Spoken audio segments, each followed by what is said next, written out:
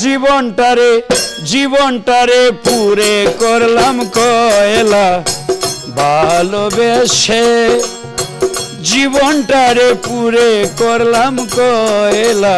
আমি যে আপনি নিজের জীবনটাকে কয়লা করছেন নাকি মানুষের জীবনকে এভাবে গান গেয়ে কয়লা করছেন?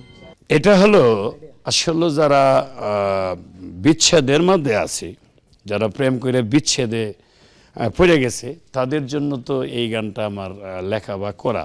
তো দেখা গেল তারা খুব মজা পায় এই গানটা শুই না, যে জসিম ভাই এই গানটা তো ভাই শুনলে ভালো লাগে, কেননা প্রেম করে শেখাইছি। সুখ ও আনন্দের ধারায় ছোট সংসার হোক পরিবার পরিকল্পনায়, জনস্বার্থে সেন্সেশন। তো এখন যদি কেউ বলে যে আমার জীবনটা কয়লা করছে, এটাও হইতে পারে। আর এমনও আছে আমি ভালোবাসি আমারটাও কয়লা করতে পারি, এটাও হইতে পারে, যে যেভাবে মাইনে নিতে পারে। একজন জসিমের শুরুটা হয়েছিল কিভাবে এই অঙ্গনে? জি, আমার গড়েই ছিল সঙ্গীতের বিষয়। যেমন আমার বাবা পালা গান করত, তো আমি ছোট মানুষ, স্কুল থেকে আইসা এই ঢোল বাজাইতাম, হারমোনি বাজাইতাম, জানি না আর কি, এমনি প্যাঁপু করতাম। তখন আমার মা খালি বাবার কাছে বিচার দেয়, কয় শুনছ তোমার ছেলে তো পাগলা হয়ে গেছে। যে কি? যে ঢোল বাজায় হারমোনি বাজায়। কই কি সর্বনাশ, আমিও গান গাই, আমার ছেলে গান বাজনা করবে, পড়াশোনা কর, কিন্তু পড়াশোনা তো আর করে না। তো এইভাবে গাইতে গাইতে গাইতে গাইতে শিখতে শিখতে শিখতে শিখতে দেখা গেল পরে এই বলে যাই ছেলে আমরার বাড়িতে আজকে তুমি ফালা গাইবা, আয়া ফিরো তোমারে 500 টাকা দেমনে, 300 টাকা দেমনে, 200 টাকা দেমনে, 150 টাকা দেমনে।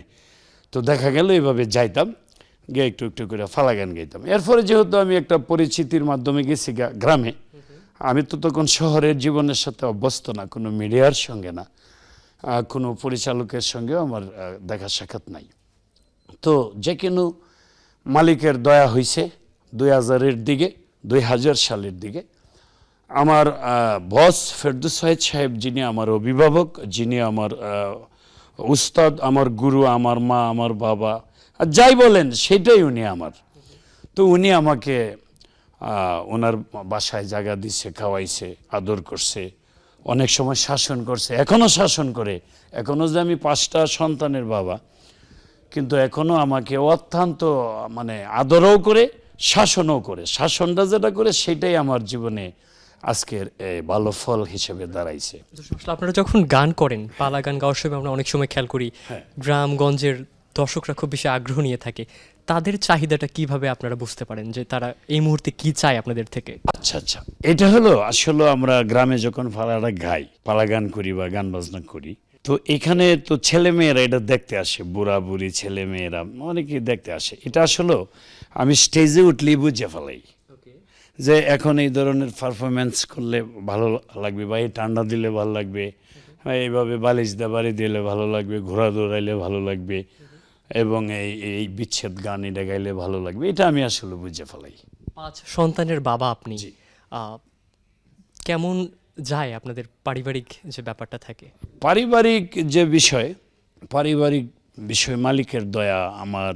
আমি যখন এই লাইনে প্রতিষ্ঠিত কিছুটা হয়েছে, যদিও আমি মানে 1-2 হাজার কোটি টাকার মালিক হয়েছে এমন কিছু না, কিন্তু আমাকে আল্লাহ যেটা দান করছেন মালিক, এটা দিয়ে আমার ছইলে গিয়েও অন্তত পক্ষে আমার বাড়িতে আরো 2-4-5 হাজার মানুষ খাইতে পারে। চমৎকার গল্প। এবং আপনার সেই শুরুটা যখন আপনার পরিবারের অবস্থাটা ছিল অনেক ভঙ্গুর, সেই জায়গা থেকে আজকে আল্লাহর রহমতে অনেক ভালো একটা অবস্থান, যদি ভুল না বলে থাকি। জি জি, সেটা কি এই গানের মাধ্যমেই, পালা গান করে?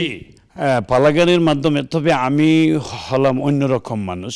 যেমন এমনও মানুষের ঘরে যদি 2 বেলার খাবার থাকে, দেখা গেল একটা কাজে যাইতে চায় না, এখানে সেখানে বসে আড্ডা মারে, গাঞ্জা খায়, মদ খায়, এই করে সেই করে। কিন্তু আমি এরকম একটা মানুষ, মানে আমার অলসতা বলতে নাই। অলসতা বলতে আমি কিচ্ছু বুঝি না। যেমন এবার যে আমি ঢাকা চ্যানেল আই আসলাম, আমি 22টা প্রোগ্রাম করলাম আমার ভাটি বাংলায়। জি, 22টা প্রোগ্রাম করলাম। তখন বসে ফোন দিল, জসিম ঢাকা আসো, চ্যানেল আই প্রোগ্রাম আছে। অথচ রাত্রে প্রোগ্রাম করে নিজে মোটর বাইক চালায় আইসা আমার ঘুম নাই, খাওয়া নাই, আমি ঢাকা চলে আসি। কিন্তু ইচ্ছা করলে তো আমি শুয়ে থাকতে পারতাম, আরাম আয়েশ করতে পারতাম। এই জসিম পাগলার কলিজাতে দাগ লাগাইলা,